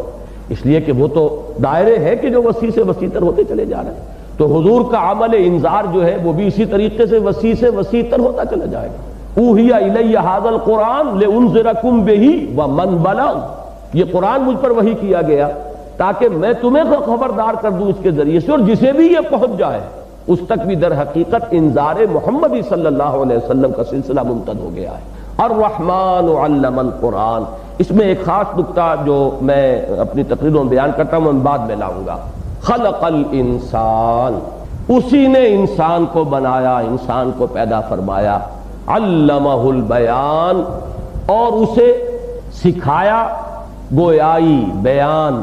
بیان کا لفظ اسی سے لفظ بین بنا ہے، تبیین بنا ہے، واضح کرنا۔ یہ اظہار ما فی الضمیر، یہ انسان کے اندر جو وصف ہے کہ وہ اپنے خیالات کو مرتب کرتا ہے، مجتمع کرتا ہے۔ پھر مرتب اور مجتمع، اس کے لیے جو انگریزی کا لفظ ہے کمپوزیشن جو شروع کی تھی ہم نے 7ویں 8ویں میں، کمپوزیشن کر رہے ہیں، وہ کیا ہے؟ کچھ خیالات کو، آئیڈیاز کو آپ کمپوز کرتے ہیں، ان کے درمیان ایک ربط قائم کرتے ہیں، ترتیب قائم کرتے ہیں۔ تو انسان اس اپنی قوت گویائی میں پہلے اپنے اندر جو کچھ ہے اس کو وہ کمپوز کرتا ہے، پھر اللہ نے اسے یہ صلاحیت دی ہے کہ وہ اسے نطق کی جو گویائی کی جو صلاحیت اسے ملی اس کے ذریعے سے کمیونیکیٹ کرتا ہے، دوسروں تک پہنچاتا ہے۔ علمہ البیان، اس نے سکھایا اسے بیان، اسے گویائی عطا فرمائی۔ اس میں ایک خاص نقطہ جس کی طرف میرا ذہن منتقل ہوا وہ یہ ہے کہ ان 4 آیتوں میں ایک قدر مشترک یہ ہے کہ چوٹی کی شے ہے 4 میدانوں کی جس کا ذکر ہو رہا ہے۔ اللہ کے ناموں میں اگرچہ میں عرض کر چکا ہوں کہ اہم ترین، معروف ترین، مشہور ترین نام اللہ ہے، لیکن محبوب ترین نام اور حسین ترین نام وہ رحمان ہے، اس لیے کہ ہمیں سب سے زیادہ حاجت تو اس کی رحمت کی ہے، ہم رحمت کے محتاج ہیں۔ وہی رحمت مبدع بنی ہے، منبع بنی ہے اس خلق کا۔ من نہ کردم خلق تا سودے کنم، بلکہ برتابر خلق جودے کنم، یہ اللہ کی جود ہے، اس کی سخا ہے، اس نے اپنے خزانہ سخاوت سے ہمیں یہ نعمت وجود عطا فرمایا ہے۔ تو اصل میں ہم محتاج ہیں رحمت کے، اور نوٹ کیجئے اس بات کو کہ اس کا تعلق قرآن کے ساتھ یوں جڑتا ہے کہ اللہ کی رحمانیت کا سب سے بڑا مظہر قرآن ہے، اس لیے کہ کوئی نعمت دنیا کی نعمت نہیں ہے جب تک کہ اس کے ساتھ نعمت ہدایت شامل نہ ہو۔ دولت نعمت نہیں ہے، ہدایت بھی ہے تو نعمت ہے۔ آپ اسے ادائے حقوق میں استعمال کریں گے، دین کے لیے استعمال کریں گے، بھلائی کے کاموں میں صرف کریں گے، بہت بڑی نعمت ہے۔ اگر ہدایت نہیں ہے، یہی دولت آپ کو غلط راستے پر ڈالے گی، یہ آپ میں تکبر پیدا کرے گی، آپ اس کا اظہار کریں گے، نمود و نمائش میں خرچ کریں گے، لوگوں پر دھوس جمائیں گے، اسراف و تبذیر کریں گے، اس سے آگے عیش اور نہ معلوم عیاشیوں کی طرف یہ آپ کو لے جائے گی، کن کن برائیوں کا راستہ دکھائے گی۔ تو معلوم یہ ہوا کہ دولت نعمت نہیں ہے، اس کو جو شے نعمت بناتی ہے وہ نعمت ہدایت ہے۔ اولاد نعمت نہیں ہے اصلاً، ہو سکتا ہے وہی اولاد سوہان روح بن جائے بڑھاپے میں آ کر، جب سرکشی اختیار کرتی ہے اولاد، کہنا نہیں مانتی اور نگلیکٹ کرتی ہے بوڑھے والدین کو، تو وہ کیا نعمت نظر آتی ہے؟ پھر تو آدمی حسرت سے سوچتا ہے کہ میں نے اپنی جوانی ان پر گلائی، انویسٹ کر دی اپنی تمام توانائیاں اور اپنی قوتیں اور اپنی زندگی، آج یہ مجھے کیا صلا دے رہے ہیں؟ پھر یہ کہ ہو سکتا ہے کہ اس کے بعد بھی وہ اس کے عذاب میں اضافے کا سبب بنتے چلے جائیں، اگر اس کی اپنی کوتاہی رہی ہے ان کی تربیت کے اندر، اس کی کوئی کوشش نہیں ہوئی انہیں صحیح رخ پر پروان چڑھانے کی، تو وہی تو اس کے عذاب کے اضافے کا سبب بنتے چلے جائیں گے۔ تو اولاد فی نفس ہی نعمت نہیں، ہاں نعمت ہدایت ہو تو کیا کہنے ہیں، وہی اولاد ہے صدقہ جاریہ بنے گی۔ وہ اولاد جیسے شاہ ولی اللہ دہلوی کے 4 بیٹے، شاہ عبد القادر، شاہ عبد العزیز، شاہ عبد الغنی کا معاملہ ذرا کم رہا تو شاہ اسماعیل شہید ان کے بیٹے، شاہ عبد الغنی معروف نہیں ہو سکے، ورنہ یہ کہ باقی شاہ عبد القادر، شاہ عبد العزیز، شاہ رفیع الدین، شاہ عبد الغنی، یا جیسے کہ شیخ احمد سرہندی حضرت مجدد الفسانی کے 4 بیٹے، انہیں بھی اللہ نے 4 بیٹے عطا فرمائے، اور چاروں جو ہیں اسی رخ پر ہیں، امام ہیں اپنے علم میں، تصوف میں۔ تو اس سے بڑی نعمت اور کوئی نہیں، لیکن کب؟ جبکہ نعمت ہدایت ساتھ ہو۔ اسی پر آپ قیاس کرتے چلے جائیے، اقتدار ایک نعمت ہو سکتی ہے بشرطے کہ نعمت ہدایت ہو، پھر آدمی پھر حضرت داؤد اور حضرت سلیمان کا کردار اختیار کرے گا، اور یہی اقتدار جو ہے خناس پیدا کرنے کا موجب بن جائے گا۔ اگر ہدایت نہیں ہے پھر انسان پھر وہ فرعون اور نمرود کا کردار اختیار کرے گا۔ کوئی شے نعمت نہیں جب تک کہ نعمت ہدایت نہ ہو، اور نعمت ہدایت اپنی تمام اور کمال کی صورت میں قرآن مجید کی صورت میں یہ الہدا ہے، صرف ہدایت نہیں، الہدا۔ قرآن مجید کہیں تو اس لفظ کو لاتا ہے نکرہ، سورہ مائدہ میں تورات انجیل دونوں کے لیے فیہ ہدم و نور، فیہا ہدم و نور، اس میں ہدایت بھی تھی، نور بھی تھا، ہدن، اور قرآن الہدا هو الذی ارسل رسولہ بالہدا ودین الحق لیظہرہ علی الدین کلہ. یہ یہاں پر آ کر اگرچہ ہدن کا لفظ بھی آیا ہے، اس میں نکرہ تفخیم کے لیے ہم لیں گے، جیسے کہ سورہ بقرہ میں آیا ہے جہاں روزے کا اور رمضان کا بیان ہے، شہر رمضان الذی انزل فیہ القرآن ھدی للناس وبینات من الہدی. اب یہاں پھر الہدا والفرقان. تو یہ ہے اصل میں وہ بات، قرآن مجید میں سب سے زیادہ اس لفظ کے لیے، قرآن مجید کے لیے اور آسمانی کتابوں کے لیے بالعموم ہدایت اور رحمت، ہدایت اور رحمت، ہدایت اور رحمت. اور اس اعتبار سے سورہ یونس کی 2 آیتیں وہ جو ہے میں ان کا اس وقت تذکرہ کر دینا چاہتا ہوں، ذہن منتقل ہو جانا چاہیے. یا ایھا الناس قد جاءتکم موعظۃ من ربکم وشفاء لما فی الصدور وہدی ورحمۃ للمؤمنین قل بفضل اللہ وبرحمتہ فبذلک فلیفرحوا ھو خیر مما یجمعون. لوگو تمہارے پاس آ گئی ہے تمہارے رب کی طرف سے نصیحت بھی، موعظہ، موعظۃ، اور شفا بھی ہے تمہارے لیے، اور اس کے ساتھ ہدایت بھی ہے اور رحمت بھی ہے اہل ایمان کے حق میں. اور اس کے بعد جو الفاظ آئے، کہہ دیجئے اس قرآن کے نزول کا اللہ تعالیٰ کی شانوں میں سے کون سی شان جو ہے اس کی اساس بنی ہے؟ قل بفضل اللہ وبرحمتہ. یہ اللہ کا فضل ہے، یہ اس کی رحمت ہے جس کا ظہور ہو رہا ہے، اس میں استحقاق کا پہلو نہیں ہے. اب یہ پھر ایک اور بہت اہم فلسفہ دین کے ایک بہت اہم ایشو کے ساتھ یہ بات جو ہے متعلق ہے کہ در حقیقت انسان کی مسئولیت جو ہے وہ ان صلاحیتوں کی بنیاد پر ہے جو اللہ نے انسان کے اندر ودیت کر کے اسے یہاں بھیجا ہے. فجعلناہ سمیعا بصیرا انا خلقنا الانسان من نطفۃ امشاج نبتلیہ فجعلناہ سمیعا بصیرا. ہم نے آزمانوں کے لیے پیدا کیا انسان کو، جانچنے اور پرکھنے کے لیے دنیا کی زندگی دی ہے، تو ہم نے اسے سمیع اور بصیر بنایا ہے، سماعت اور بصارت ہے، اسے عقل کی قوت دی ہے، اس میں حص رکھ دی ہے نیکی اور بدی کے امتیاز کی. وَنَفْسٍ وَمَا سَوَّاهَا فَأَلْهَمَهَا فُجُورَهَا وَتَقْوَاهَا. اور ایک اور چیز یہ ذرا خفی شے ہے، اس کے دل میں معرفت، اپنی معرفت ودیت کر کے بھیجا ہے. انسان مسئول ہے قیامت کے دن ان باتوں کی بنیاد. یہ مزید فضل ہے اللہ کا، یہ اس کی رحمت ہے کہ اس نے کتابیں نازل فرمائی، اس نے وحی نازل فرمائی، اس نے نبیوں کو بھیجا، اس نے رسولوں کو بھیجا. یہ در حقیقت اللہ کا فضل ہے اور اس کی رحمت ہے. یہی وجہ ہے کہ نبوت کے لیے یہ لفظ رحمت بہت کثرت سے آیا، اور پھر حضور صلی اللہ علیہ وسلم پر جب یہ رحمت اپنے مقام کمال کو پہنچی ہے تو رحمت للعالمین، یہ ہے آپ کی وہ نمایاں ترین حیثیت کہ یہاں وہ رحمت خداوندی جو ہے اپنے نقطۂ عروج کو پہنچ گئی. تو یہاں بھی فرمایا الرحمن علم القرآن، رحمان نے قرآن سکھایا، جسے بھی سکھایا. دیکھیے اس کو بھی نوٹ کیجئے. ہم یہ جانتے ہیں کہ سلسلہ اسباب کتنا ہی طویل ہو، کسی سورج نے اپنی تمازت سے فصل کو پکایا ہو، بارش نے اسے سینچا ہو، ہواؤں نے اس کو تقویت دی ہو، کسان کا خون پسینہ لگا ہو، پھر اس کو کاٹا گیا ہو، لایا گیا ہو، پھر پیسا گیا ہو، روٹی پکائی گئی ہو، تب ایک لقمہ ہم تک پہنچا. تمام عناصر طبیعی لگے ہوئے ہیں اس کام کے اندر. وہ ایک دانہ جو بن رہا ہے، نہ معلوم کیا کیا قوتیں ہیں، کیا کیا وسائل ہیں، کیا کیا ذرائع ہیں، لیکن رازق کون ہے؟ اللہ.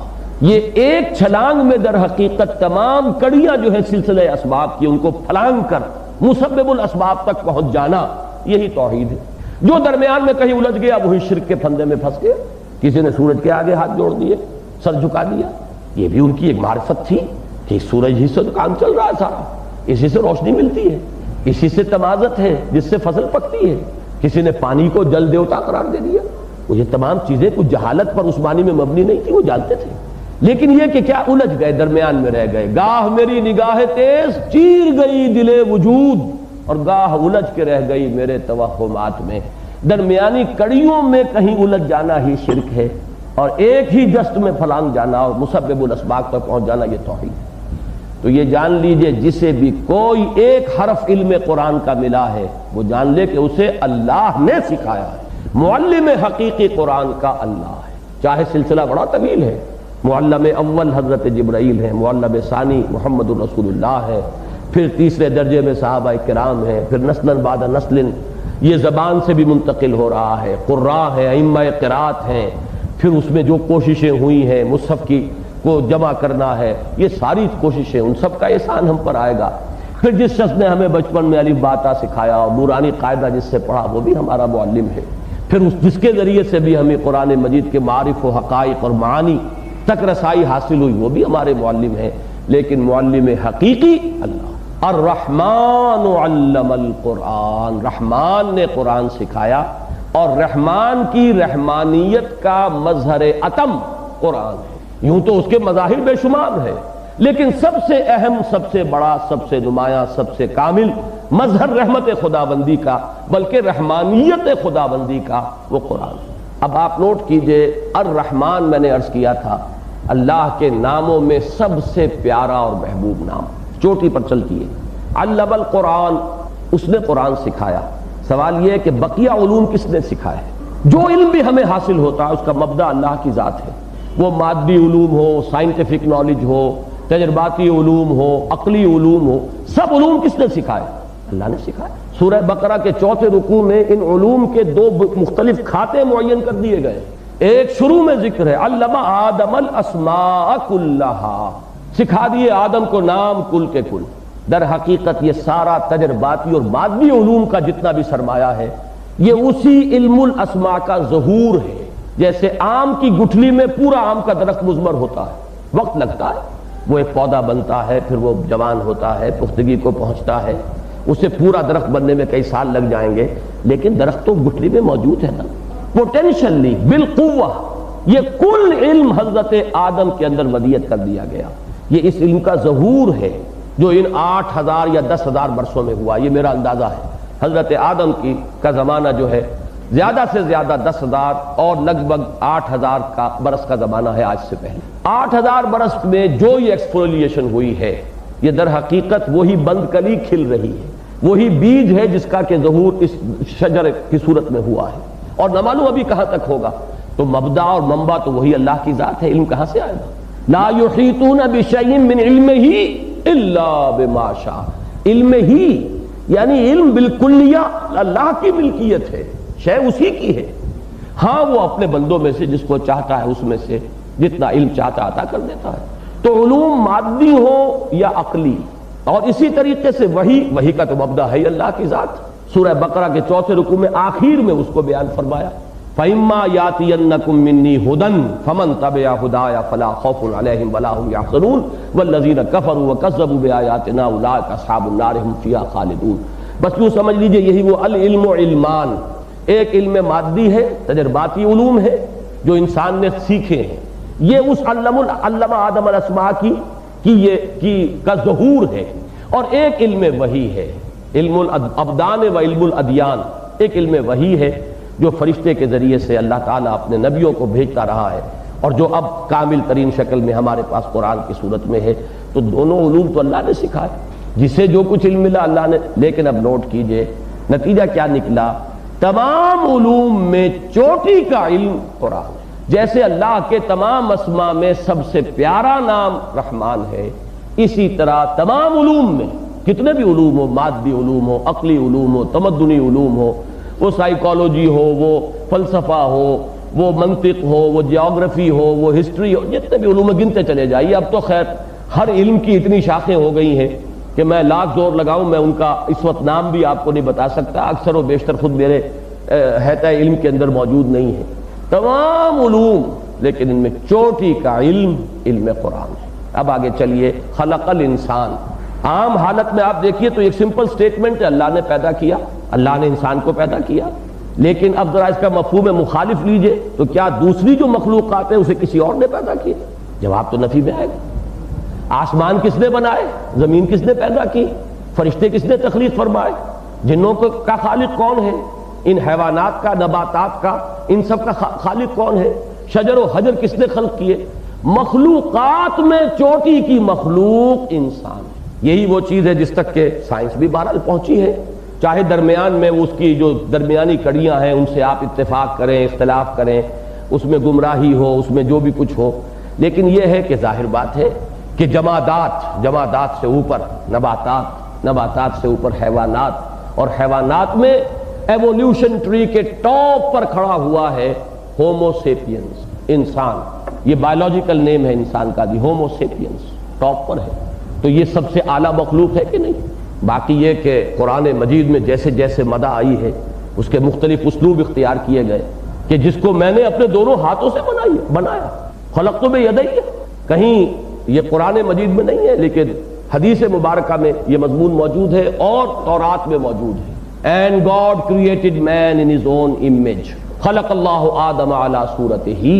یہ الفاظ موجود ہیں، حدیث میں موجود ہیں، حدیث سے صحیح ہے، مسلم شریف کی روایت ہے. تو یہ جو عظمت ہے وَلَقَدْ كَرَّمْنَا بَنِي آدَمَ وَحَمَلْنَاهُمْ فِي الْبَرِّ وَالْبَحْرِ وَرَزَقْنَاهُمْ مِنَ الطَّيِّبَاتِ. اب یہ آیت کو بھی ذہن میں لے آئیے. صوفیاء نے انسان کو عالم اصغر کہا ہے. پوری کائنات ان منیچر اس انسان کے وجود کے اندر موجود. اور اگر روح ربانی جو اس میں پھونکی گئی ہے کوئی شخص اس کی عظمت سے ذرا سا بھی واقف ہو جائے تو وہاں تو معاملہ یہی ہے کہ یسألونک عن الروح قل الروح من امر ربی وما اوتیتم من العلم الا قلیلا. تو یوں سمجھیے کہ اللہ کی قدرت خلاقی کا مظہر اتم، مظہر کامل، جامع ترین مظہر وہ انسان. کلائمیکس آف کریشن، اللہ کی کریٹو پوٹینشل کا سب سے زیادہ جامع اور کامل ظہور وہ انسان کے. تو یہاں بھی وہ چوٹی کی بات آئی. اب چوتھی آیت پر آئیے، علمہ البیان، اسے سکھایا بیان. تو باقی جو اوصاف انسان نے وہ کیا کسی اور نے عطا کیے؟ وہی مفہوم مخالف. سماعت کس نے دی، بصارت کس نے دی، یہ سارے اوصاف بھی تو ہیں. چلنا کس نے سکھایا، بیٹھنا کس نے سکھایا، ہاتھ سے کام لینا کس نے سکھایا، یہ سب بھی تو اسی کے دیے ہوئے. آپ اگر گننے لگیں جو جو وصف اس نے رکھ دیے ہیں آپ کے اندر ظاہری اور باطنی، وہی آیت یہاں بھی صادق آئے گی کہ ان تعدوا نعمت اللہ لا تحصوها، تم اس کا احسان نہیں کر سکتے. اس میں چوٹی کا وصف ہے قوت بیان. یہ بات جو ہے یہ اکثر لوگوں کے ذہن میں نہیں ہوگی، اسے اچھی طرح سمجھ لیجئے. چوٹی کا یہی وجہ ہے فلاسفہ نے، ارسطو نے انسان کو حیوان ناطق قرار دیا ہے.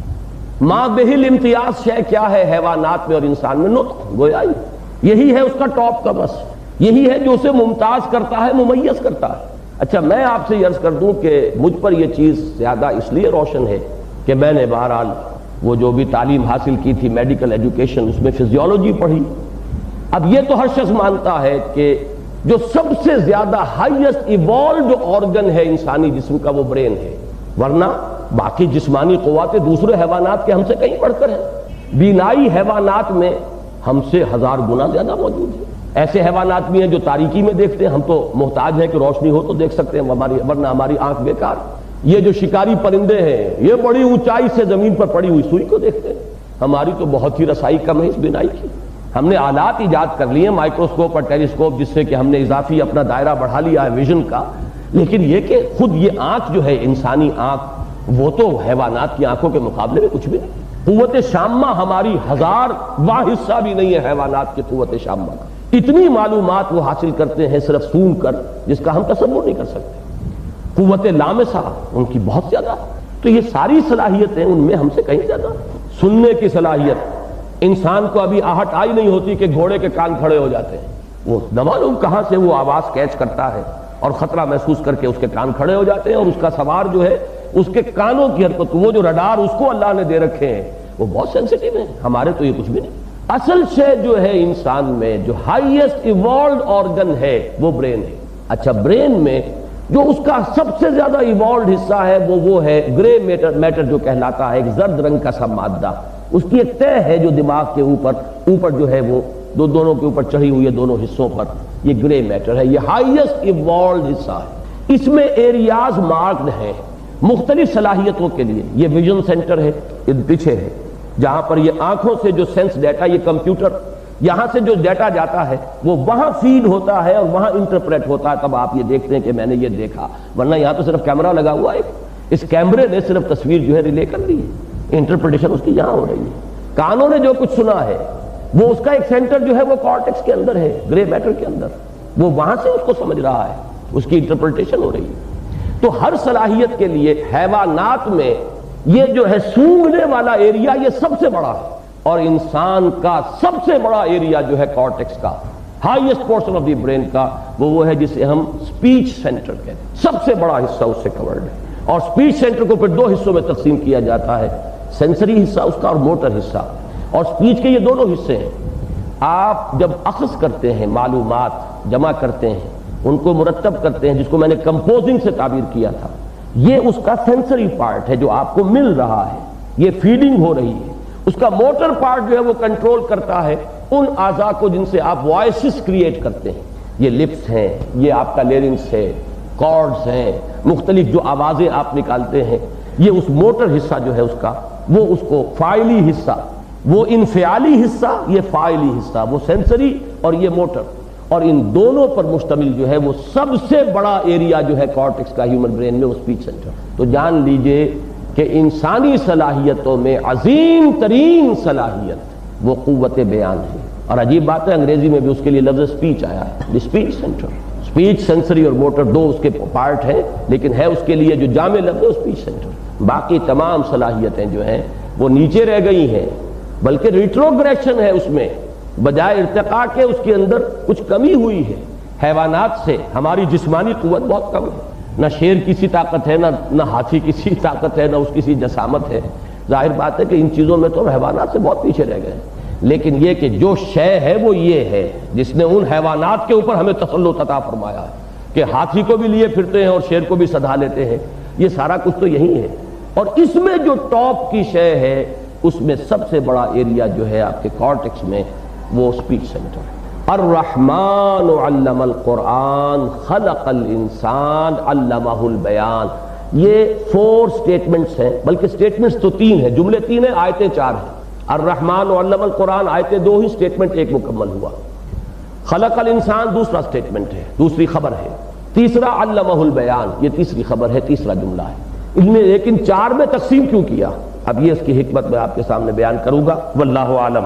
یہ چیزیں وہی ہیں جو ہمارے قیاس سے متعلق ہیں، صحت بھی ہو سکتی ہے، اس میں غلطی بھی، خطا بھی ہو سکتی ہے۔ ان 4 چیزوں کو سامنے لا کر ایک آگے معاملہ رکھا ہے، ایک گیپ ہے جس کو اب آپ خود فل کر سکتے ہیں۔ ذرا سی منطق بھی نطق سے متعلق ہے، ذرا سی منطق ہو، ذرا سا لاجک ہو، ذرا سا کلام کو اس کے سیاق کی طرف لے جانے کی صلاحیت موجود ہو، کہاں جا رہا ہے کلام، کدھر لے کر جا رہا ہے۔ اور کلام کی فصاحت و بلاغت کا ایک حصہ یہ ہوتا ہے کہ جو نتیجہ آبویس ہو بالکل، اس کو بیان نہ کیا جائے، لیو اٹ، آپ اس میں ڈیپینڈ کیجئے سننے والے کی ذہانت پر۔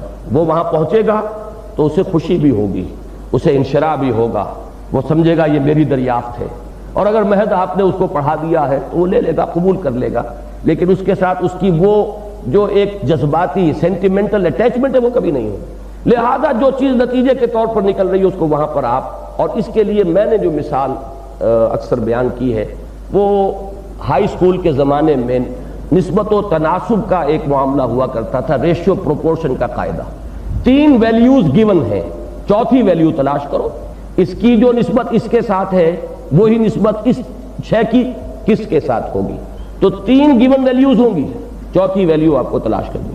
4 جملوں میں، 4 آیات میں 4 چوٹی کی چیزیں آئیں، سٹیٹمنٹس 3 بنے، 3 گیون فیکٹس ہیں جو سامنے آ گئے، چوتھا نکالیے کیا ہوگا۔